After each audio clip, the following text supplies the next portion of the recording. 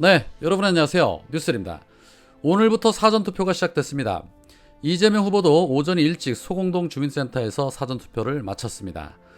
굳이 말씀드리지 않아도 상식이 있는 분들이라면 이번 선거는 한일전이자 기득권 카르텔과의 싸움이고 상식과 비상식의 싸움이라는 거 잘 아십니다. 그러나 아직도 정권교체 프레임에 갇혀 후보의 면면보다는 당을 보고 찍는 분들이 적지 않습니다. 특히 윤석열이 아직도 정의로운 검사라고 생각하시는 분들이 적지 않습니다. 어제 썬데이 저널이 공개한 윤석열의 음성 녹취 파일에 담긴 내용, 그야말로 충격이었습니다. 열린공감과 서울의 소리 등 일부 인터넷 매체를 통해서 방송이 됐지만 그 외에 다른 언론사들을 단 한 군데도 다루는 곳이 없었습니다. 이 녹음 파일이 세간에 알려지면 윤석열에게 상당한 타격이 있을 거라는 걸 다 알고 쉬쉬하는 것이죠. 그 녹음 파일에는 윤석열이 박근혜 탄핵 과정에 대해서 박근혜는 어차피 이렇게 됐으니까 버리는 카드였다. 검찰이 박 전 대통령을 특검으로 넘어오기 전에 포괄적 뇌물죄로 엮었어야 했다라는 취지의 말을 했습니다. 노무현 대통령을 기획수사했다는 내용들도 있었습니다. 윤석열은 정의로운 검사가 아니라 철저하게 정치 검사였던 겁니다. 자, 그런데 이런 녹취 파일을 들은 우리공화당의 조원진은 한 라디오 인터뷰에서 이런 말을 합니다. 제가 경남 통영에서 유세를 하며 녹취록을 다 틀었다. 첫 번째는 박근혜 대통령을 뇌물로 엮자는 표현이 나온다. 두 번째는 최순실하고 분리시키려다 보수 권력하고 박근혜 대통령 분리시키기 위해서는 뇌물죄로 엮이면 박근혜 대통령이 더 이상 대통령직을 못 가진다는 표현도 나오고 그 다음에 K미르재단 뇌물을 받았다. 사실 이거는 증거 채택도 안 됐다.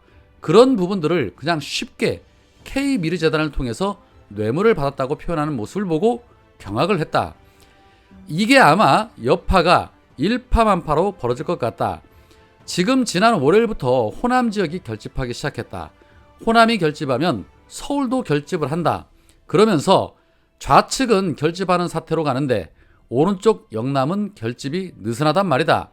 이런 녹취 파일, 윤석열 진짜 목소리가 나왔다는 것은 굉장히 큰 영향이 있을 것 같다. 그래서 이거 어떻게 될지 저는 솔직히 말씀드려서 박근혜 대통령 그렇게 뇌물로 엮자는 표현에서 상식적으로 이해가 안 간다. 그거는 국민들이 판단하는 거 아니겠냐. 개인적으로 용서가 안 된다. 그게 시점이 본인이 특검 들어가기 전이다. 박근혜 대통령이 국회에서 탄핵 소추되고 탄핵이 되지 않은 상태에서 쭉 가는 거다. 그것은 굉장히 권력 지향을 위해서 죄가 있고 없고를 떠나서 엮는다는 표현이 이해가 잘 안 된다라며 윤석열을 비난했습니다. 사전투표가 시작이 됐지만 많은 국민들은 윤석열이 어떤 사람이라는 거 아직도 잘 모릅니다. 조원진도 저렇게 음성 파일을 틀면서 진실을 알리고 있는데 우리도 좀 퍼날퍼날해야 할 듯합니다. 누군가 그런 말을 냈지요. 능력도 없으면서 자리만 탐하는 원균 같다라고 말입니다. 자, 한편 문재인 대통령께서도 오늘 김정숙 여사와 함께 사전투표를 하셨습니다. 그러면서 페이스북을 통해 이런 말씀을 하셨습니다. 모두 투표해 주십시오. 오늘부터 20대 대통령 선거 사전투표가 시작됩니다. 민주공화국의 주권자로서 국민 모두 신성한 투표권 행사에 참여해 주시기 바랍니다. 정치의 주인은 국민입니다. 도산 안창호 선생은 참여하는 사람은 주인이요 참여하지 않는 사람은 손님이다 라고 했습니다. 투표가 더 좋은 정치, 더 나은 삶, 더 많은 민주주의를 만들 수 있습니다. 오미크론이 기승을 부리고 있지만 정부는 확진자까지도 누구나 투표에 참여할 수 있도록 선거 관리와 선거 방역에 만전을 기하고 있습니다. 오미크론은 곧 지나가겠지만 우리의 민주주의는 영원할 것입니다. 라면서 우리 국민들에게 주권자의 권리 행사에 대한 독려를 하셨습니다. 당연한 메시지죠.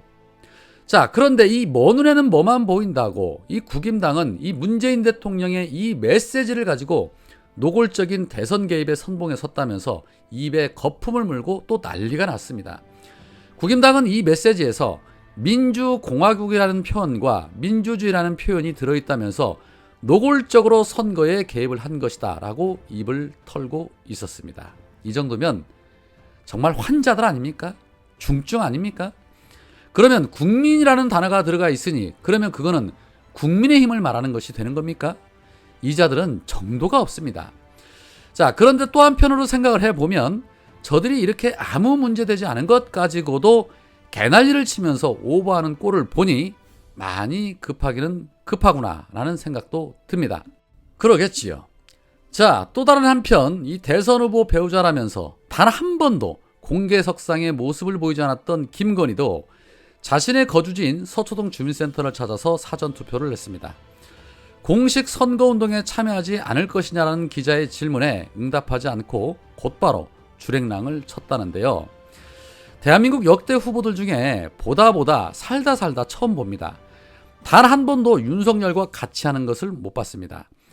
정치인들은 보통 이럴 때 부부가 같이 투표를 하는 게 통상적인데 저 두 사람은 같이 하는 꼴을 본 적이 없습니다. 뭐가 그렇게 두려운 걸까요? 뭐가 그렇게 자신이 없는 것일까요? 그리고 기자들 질문 잘해야 합니다. 괜히 곤란한 질문하다가 큰 코 다칠 수 있습니다. 자, 그리고 윤석열과 단일화를 선언한 뒤 아직까지 이렇다 할 공개 행보를 보이지 않고 있는 안철수. 전날 국민의당 당원 게시판에는 투사보다는 투자를 선택하셨군요. 대한민국 정치사의 최고의 코미디다라는 등의 비판 댓글들이 줄을 이루었습니다.